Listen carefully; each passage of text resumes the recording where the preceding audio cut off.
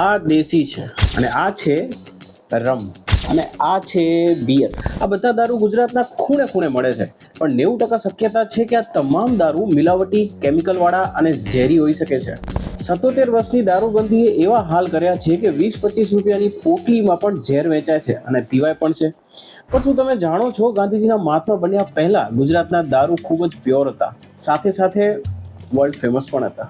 કેલેન્ડરને આઝાદી પહેલા રિવાઇન્ડ કરીએ અને એ સમયમાં જઈએ જ્યારે ગુજરાતમાં ગાંધીજીનો મહાત્મા તરીકે ઉદય નહોતો થયો. ગુજરાતમાં ગામે ગામ અને મોટા ભાગના લોકોના ઘરે ઘરે દારૂ બનતો હતો. ગુજરાતી પરિવારોમાં અત્યારે જેમ ફરસાણ બનાવવાની પરંપરા છે, એવી રીતે ઘરે ઘરે દારૂ બનતા. એટલે કે દારૂ અને બાઇટિંગ હોમમેડ. સવારે ઘરના પુરુષો ખેતી કામ, મજૂરી કામ અને દાળી ભરીને ઘરે આવતા, ત્યારે ઘરની મહિલાઓ સાંજે ચાય નહીં, દારૂનો ગ્લાસ પુરુષના હાથમાં આપતી. સામાન્ય ગુજરાતીની સાંજ હાથમાં દારૂના ગ્લાસ સાથે થતી હતી. ગુજરાતના ગ્રામ્ય વિસ્તારોમાં સ્થાનિક દારૂ ડેલી લાઇફસ્ટાઇલનો ભાગ હતો. ગુજરાતના દારૂના ઇતિહાસમાં સૌથી પ્રાચીન હતો મહુડાનો દારૂ. ભારતના અસલી કલ્પવૃક્ષ એવા મહુડાના ફૂલો એટલા મીઠા હતા કે તેમાંથી દારૂ બનાવાતો. જમીન પર પડેલા મહુડાના વૃક્ષો સૂકવવામાં આવતા, પછી પાણીમાં પલાળવામાં આવતા અને આથો અપાતો. થોડા દિવસ પછી કુદરતી આથો ચડી જાય એટલે પરંપરાગત ભઠ્ઠીમાં ડિસ્ટિલેશન થતું. ગુજરાતના દાહોદ, છોટાઉદેપુર, પંચમહાલથી લઈ ડાંગ સુધી પ્રચુર માત્રામાં બનતો હતો મહુડાનો દારૂ. વલસાડના આદિવાસી વિસ્તારોમાં માત્ર ડ્રિંક ન હતી, પણ સંસ્કૃતિનો ભાગ હતી. ગુજરાતમાં મહુડો તો પ્રચલિત હતો જ, પણ ગુજરાતમાં બીજા નંબરે સૌથી વધુ પીવાતો દારૂ કોઈ ફૂલમાંથી નહોતો બનતો. કોઈ ફેક્ટરી નહીં, કોઈ ભઠ્ઠી નહીં, કોઈ પ્રોસેસ નહીં. આ દારૂ સીધો ઝાડમાંથી નીકળતો. જી હા, એ હતો તાડી.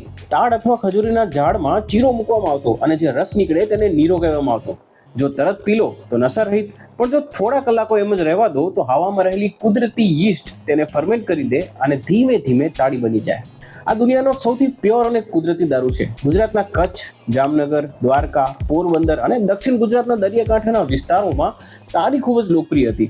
ખાસ કરીને માછીમારો અને દરિયાકાંઠાના શ્રમિકો દરરોજ 2 થી 5 લોટા તાડીના પીતા હતા. તાડીમાં 2 થી 4% આલ્કોહોલ સાથે પ્રચુર માત્રામાં સોડિયમ, મેગ્નેશિયમ અને વિટામિન સી ઉપલબ્ધ હોય છે.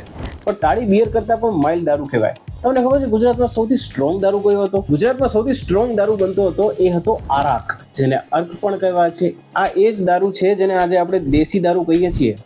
પોટલી બીજું નામ છે. આ એ જ દારૂ હતો જેની ગામે ગામ ભઠ્ઠીઓ હતી અને અંગ્રેજોએ આ આરાક દારૂ ઉપર ટેક્સ નાખ્યો હતો અને એટલે જે ટેક્સને આબકારી ટેક્સ કહેવાતો હતો. Excise duty. મોલાસીસ અને ગોળમાંથી બનતા દારૂમાં યીસ્ટ નાખવામાં આવતી હતી. પ્રારંભિક તબક્કે યીસ્ટ બેક્ટેરિયા સુગર ખાઈને આલ્કોહોલ બનાવે, એટલે એ 9 થી 15% આલ્કોહોલવાળા દારૂને લહાણ કહેવાતો. કેટલાક લોકો પ્યોર અર્ક બને તે પહેલા આ લહાણ નામનો કાચો દારૂ પણ ખરીદીને પીતા. આ લહાણને ચૂલા પર મૂકી ચૂલાઈ પ્રોસેસ સ્ટાર્ટ કરાતી.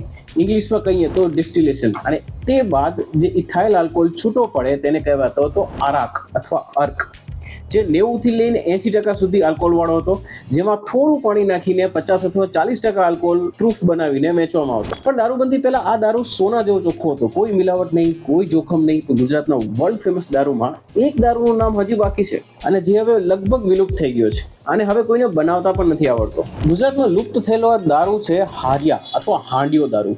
નામ પ્રમાણે જ હાંડીમાં બનતો દારૂ એટલે હાંડિયો દારૂ. પંચમહાલ સહિત મધ્યપ્રદેશને અડતા વિસ્તારોમાં આ દારૂ બનતો હતો.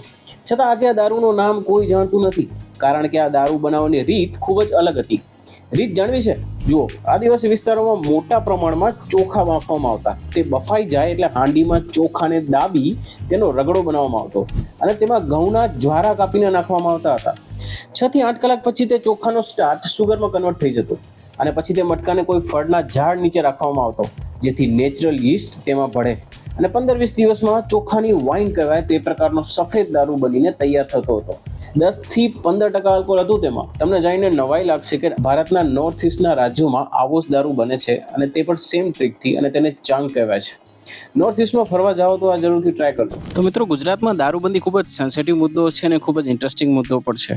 હવે આ વિડીયોની સૌથી મોટી જાહેરાત એ છે કે આ વિડીયો જોનાર દરેક મિત્રને વિનંતી છે, જો તમે સબસ્ક્રાઇબ કરો છો અને આ વિડીયોને 10,000 સબસ્ક્રાઇબર્સ મળે છે તો હું આ બધા જ દેશી દારૂ કેવી રીતે બને છે અને ક્યાં ક્યાં બને છે, ગુજરાતમાં કેવી કેવી જગ્યાએ કેવા કેવા દેશી દારૂ બનાવવાના કલ્ચર છે, આપણે ત્યાં લોકેશન ઉપર જઈને વિડીયો બનાવશું અને આપણે બધા સાથે એન્જોય કરશું. જો તમે વિડીયો જુઓ છો તો પ્લીઝ લાઇક, શેર, સબસ્ક્રાઇબ.